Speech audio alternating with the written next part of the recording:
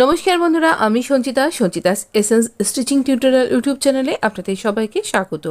আজকে এই নেক ডিজাইনটা দেখব, তার জন্য আমরা 2 ফোল্ড ফ্যাব্রিক নিয়েছি আর মিডিলে আমরা মার্ক করে নিয়েছি। এবার আমরা এই মার্কিং পয়েন্ট থেকে আমাদের নেকের উইথ আর নেকের লেন্থটা মেজার করব। নেকের যে উইথটা সেটা নিচ্ছি 3 ইঞ্চি আর নেকের লেন্থ নিচ্ছি 4.5 ইঞ্চি।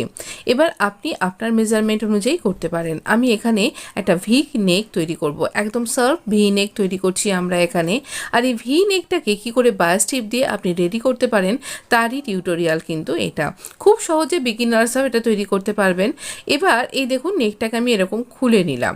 নেকটাকে খুলে নেবার পরে আমি একটা বায়াস টিপ নিয়েছি। দেখুন এই বায়াস টিপটা আমার কতটা মেজারমেন্ট আমি বলে দেব। তো দেখুন এখানে এই বায়াস টিপটা রয়েছে 1.5 ইঞ্চি চওড়া। 1.5 ইঞ্চি চওড়া আমার এই বায়াস টিপটা। এটাকে মোটামুটি সমানভাবে ফোল্ড করে নেব। এরকম ফোল্ড করে নেবার পরে এই ফোল্ডেড পার্টটার ওপরে আমরা এই ভি নেকটাকে রাখছি। একটু এরকমভাবে রাখতে হবে যাতে করে এই দেখুন ভি নেকটাকে এই পোর্শনটাকে ভাঁজ করে যে মিডল পয়েন্ট আর এই ভি নেকটার মিডল পয়েন্ট এই দুটো যেন একসাথে ম্যাচ করে যায়। এবার এখানে আমরা পেন্সিল দিয়ে এই মার্কিং পয়েন্টটাতে একটা ড্র করে নিলাম। দেখুন এইরকমভাবে একটা ট্রায়াঙ্গেল ড্র করেছি। এবার আমরা এই ট্রায়াঙ্গেলটা স্টিচ করব। তো এইরকমভাবে স্টিচ করব। আর স্টিচ করার সময় কার বলুন তো এরকম সুতো খুলে যায় তখন কেমন রাগ হয় বলুন তো। তো এইরকম ঠিক দাগ বরাবরই স্টিচ করতে হবে। যখন আমরা এই ভি পয়েন্টের একদম ট্রায়াঙ্গেলটার পিক পয়েন্টে আসছি সেই সময়তে আমরা এখানে ছুঁচকে লক করে আরেকটা সাইড করব। এবার কিছুটা ফ্যাব্রিক রেখে দুটো সাইডে আমরা এক্সট্রা ফ্যাব্রিকটাকে কেটে বাদ দিয়ে দেবো। এইরকমভাবে সার্ভ কোনো একটা আপনাকে সিজার নিতে হবে যাতে করে এটা আপনি পারফেক্টভাবে করতে পারেন। তো এইরকমভাবে বাদ দিয়ে দিলাম। এবার আমরা এইখানে মাঝখানে যে এইখানটা রইলো এখানে ছোট্ট করে একটা কাট করব যেন সেলাইটা কেটে না যায়।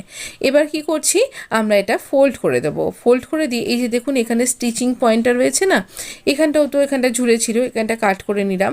এবার এই স্টিচিং অংশগুলোকে দুদিকে সমানভাবে চড়িয়ে দিলাম আর এই দুটো পয়েন্টকে একসাথে মিলিয়ে দিলাম। দেবার পর একটা দিক ধরে আরেকটা দিক এরকমভাবে ভাঁজ করে একটা এখানে ইমপ্রেশন ক্রিয়েট করলাম।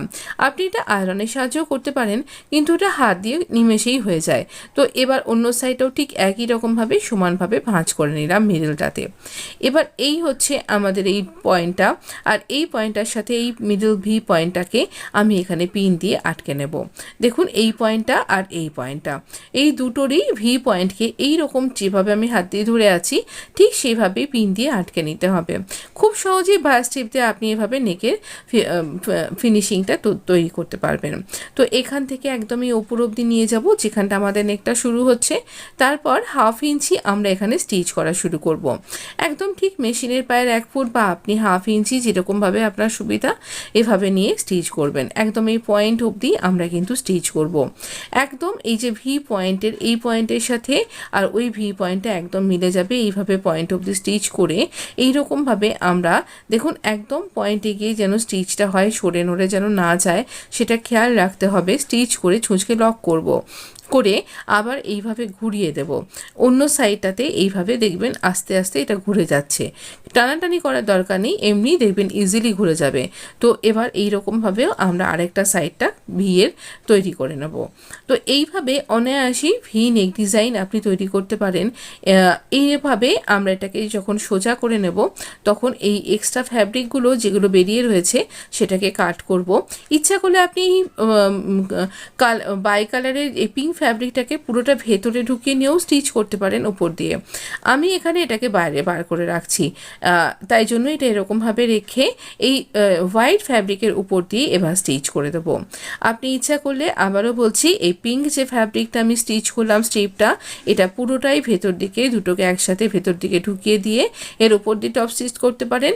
আমার এর আগে যে নেক ডিজাইনটা ছিল সেখানে এটা বেরিয়ে রয়েছে, তাই জন্য মানে পিঙ্ক ফ্যাব্রিকটাই এখানে বার করা রয়েছে, তাই এটাও বার করে রেখে এভাবে স্টিচ করলাম। যে কোনোভাবেই করা যায়, আমি এটা দেখালাম, আপনি আপনার মতন করে করবেন। এভাবে এটাকে ঢুকিয়ে দিতে বলছিলাম।